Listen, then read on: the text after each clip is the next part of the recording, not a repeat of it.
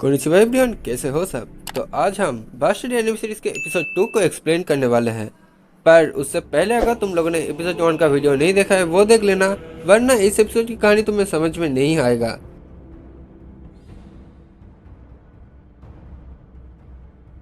Episode के starting में हम कुछ लोगों को देखते हैं, जिधर ये आदमी बोलता है कि उसने सुना है कि ऑसबॉर्न मारा जा चुका है। ये सुनकर ये आदमी बोलता है कि ऐसा हो ही नहीं सकता, क्योंकि पिछले 200 सालों से वो कोई भी जंग नहीं हारा और वो किसी डीमन से कम नहीं है। फिर दोबारा ये आदमी बोलता है कि उसके बचने का कोई चांस ही नहीं था, क्योंकि जिस विजार्ड ने उसको हराया उसने वेनम का इस्तेमाल किया था। ये सुनकर ये लोग हैरान हो जाते हैं। ये आदमी बोलता है कि ऐसा हो ही नहीं सकता, क्योंकि वेनम का इस्तेमाल बस एक ही विजार्ड कर सकता था और वो 15 साल पहले गायब हो चुका है। फिर ये आदमी बोलते कि उन्हें जल्दी ही उस विजार्ड के बारे में पता लगाना होगा जिसने इस वेनम स्पेल का इस्तेमाल किया है। जिसके बाद ये आदमी बोलता है कि तब उन्हें इस काम के लिए केबुदाबु को उस किंगडम में भेजना चाहिए, क्योंकि वो हाइड्रा समन कर सकता है। जिसके बाद ये आदमी बोलते कि अगर वो भी हार गया तो वो लोग अपने डार्क टेबल आर्मी के साथ मेटेलिकना पर अटैक कर देंगे और उस किंगडम को भी वैसे ही कुचलवा दिया जाएगा जैसे उन्होंने जोजस किंगडम को कुचला है। और फिर हम इन सभी के सामने एक जलते हुए कैसल को देखते हैं। जिसके बाद हम 5 सिरों वाले एक ड्रैगन को देखते हैं जो कि मेटेलिकना किंगडम की तरफ ही बढ़ रहा था और उस ड्रैगन के मुंह से लावा निकल रहा था। जिसके बाद हम डार्क स्नाइडर और योको को देखते हैं, पर ये दोनों किसी अलग ही जगह पर होते हैं, जिधर डार्क स्नाइडर योको को अपने पिता का मौत और डार्क टेबल आर्मी दुनिया कैसे खत्म कर रहा है वो सब दिखा रहा था।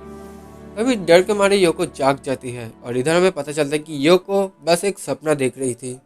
जिसके बाद योको और लुशन अपना डेली लाइफ कंटिन्यू करते हैं, पर तभी उधर ग्रैंड पीस्ट आ जाते हैं। तभी अचानक सभी लोग आसमान में एक घने और काले बादल को इसी किंगडम की तरफ आते हुए देखते हैं। ग्रैंड पीस्ट समझ जाते हैं कि जल्दी ही इस किंगडम पर शायद और कुछ खतरा आने वाला है। फिर वो लुशन की तरफ देखने लगता है। जिसके बाद ग्रैंड पीस्ट योको और लुशन को लेकर कैसल की तरफ जाने लगते हैं। इधर कैसल में हम देखते हैं कि यहाँ का किंग भी वापस आ चुके हैं। इधर एक सोल्जर किंग को बताते हैं कि जोजस किंगडम तबाह हो चुका है और ये खबर सुन के सभी लोग हैरान हो जाते हैं। फिर उधर ग्रैंड पीस्ट लुशन और योको को लेकर वहाँ पर पहुँच जाते हैं। इधर किंग लुशन और योको को थैंक्स बोलता है क्योंकि उसके एब्सेंट में उन्हीं दोनों ने किंगडम को बचाया था। पर इधर लुशन समझ ही नहीं पाता कि किंगडम का किंग उन्हें थैंक्स क्यों बोल रहे हैं। इधर किंग लुशन को देखकर ही समझ जाते कि यही डार्क स्नाइडर का होस्ट है। फिर ग्रैंड पीस्ट ये बोलते कि उन्होंने ये नोटिस किया कि पिछले कुछ महीनों से मेटेलिकना के किंगडम के आसपास डेमी ह्यूमंस और मॉन्स्टर का संख्या धीरे धीरे बढ़ने लगा है और डार्क टेबल आर्मी के अलावा भी और कुछ लोग हैं जो आसपास के किंगडम को तबाह कर रहे हैं। और यह घना काला बादल चारों तरफ धीरे धीरे फैल रहा है, जो कि एक बहुत ही बड़े खतरे की निशानी है। ग्रैंड पीस्ट बोलते कि उन्हें शक है कि ये सब कुछ उस खतरनाक गॉड एंथेरस के रिकार्नेशन की वजह से ना हो रहा हो। तभी एक और सोल्जर कैसल में आकर सभी को ये खबर देता है कि उनके किंगडम पर एक 5 सिरों वाला ड्रैगन हमला कर रहा है और चारों तरफ तबाही मचा रहा है। जिसके बाद हम देखते हैं कि किबुटापो इस किंगडम पर पहुंच चुका है और वो अपने हाइड्रा ड्रैगन के साथ चारों तरफ तबाही मचा रहा है और सभी से पूछ रहा है कि उस ऑसबॉर्न को मारने वाला विजार्ड किधर मिलेगा उसे। अब ग्रैंड पे समझ जाते कि हालात बिगड़ चुका है, इसलिए वो अपनी बेटी को बोलते हैं कि उसे दोबारा डार्क स्नाइडर को बुलाना होगा। उसकी बेटी इस बात के लिए मना कर देती है क्योंकि वो जानती है कि यह बहुत खतरनाक है। वो सभी को समझाने की कोशिश करती है कि उन्हें कोई और रास्ता ढूंढना चाहिए, पर सभी लोग बार बार योको से रिक्वेस्ट करती है कि वो जल्दी ही डार्क स्नाइडर को बुलाए, क्योंकि उसके पावरफुल मैजिक से वो उस हाइड्रा को आसानी से हरा सकता है। योको बार बार समझाने की कोशिश करती है कि उन्हें ऐसा नहीं करना चाहिए, पर इधर बार बार सभी के बोलने से योको दोबारा मान जाती है।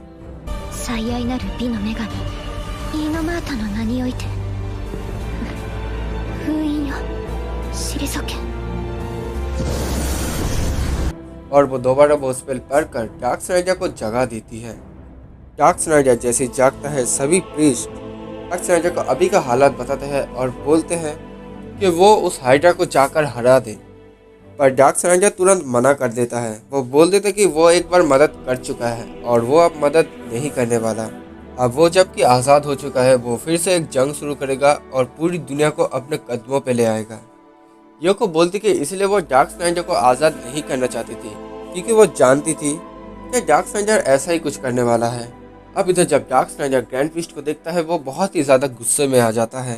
वो बोलता है कि सबसे पहले वो उसी को खत्म करेगा। योको से रोकने की कोशिश तो करती है पर डार्क स्नाइडर नहीं मानता। वो योको को बोलता है कि पिछले बार उसने योको का मदद किया था क्योंकि योको ने उसको आज़ाद किया और वहीं पर उसने योको का एहसान चुका दिया, इसलिए अब वो योको की मदद नहीं करने वाला। अब जबकि डार्क स्नाइडर आज़ाद हो चुका है इसलिए उससे एक पावरफुल ईविल ऑरा निकलने लगता है जिसको किबिजाबू भी महसूस कर लेता है। वो समझ जाता है कि वो विज़र्ड आ चुका है और वो ईविल ऑरा कैसल से आ रहा है, इसलिए किबिजाबू अपने हाइड्रा को लेकर कैसल की तरफ बढ़ने लगता है। अब डार्क स्नाइडर ग्रेट ट्विस्ट के ऊपर हमला करने ही वाला था पर फिर से योको आ जाती है और फिर से डार्क स्नाइडर को वैसे ही डांटने लगती है जैसे वो लूसेंट को डांटती है। अब पहले तो डार्क स्नाइडर योको से डरने लगता है पर कुछ देर बाद वो तुरंत खड़ा हो जाता है। वो योको को बोलता है कि इस बार ये उसके ऊपर काम नहीं आने वाला। वो बोलता है कि आज वो योको का कोई भी बात नहीं सुनने वाला। और इस तरफ डार्क स्नाइडर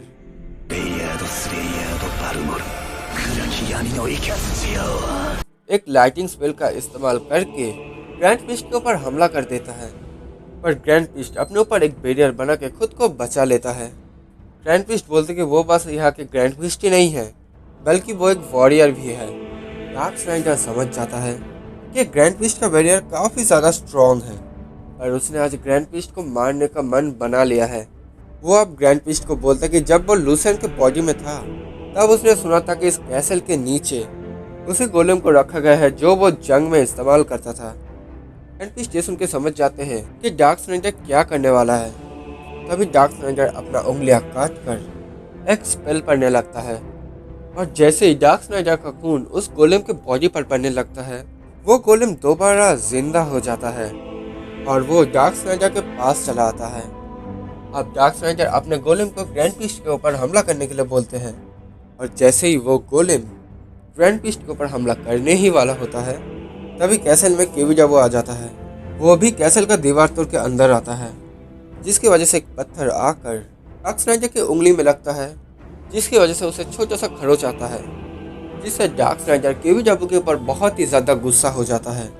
किबिजाबू इधर डार्क स्नाइडर को देख के समझ जाता है कि वो ईविल ऑरा इसी बंदे के शरीर से आ रहा था, इसलिए वो डार्क स्नाइडर को बोलता है कि उसी ने ऑसबॉर्न को हराया है ना। अब वो उसकी ताकत देखने आया है।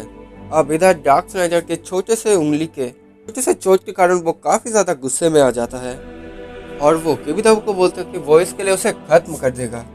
और फिर इधर डार्क स्नाइडर का गोलेम और किबिजाबू के हाइड्रा के बीच में लड़ाई होने लगता है जिधर डार्क स्नाइडर का गोलेम बड़े ही आसानी से उस हाइड्रा के एक सर को कुचल देता है और इधर डार्क स्नाइडर किबिजाबू के चेहरे पर एक बहुत ही ज़बरदस्त पंच मारता है जिससे किबिजाबू को बहुत चोट आता है। इधर डार्क स्नाइडर का गुस्सा शांत होने की बजाय और भी ज़्यादा बढ़ जाता है।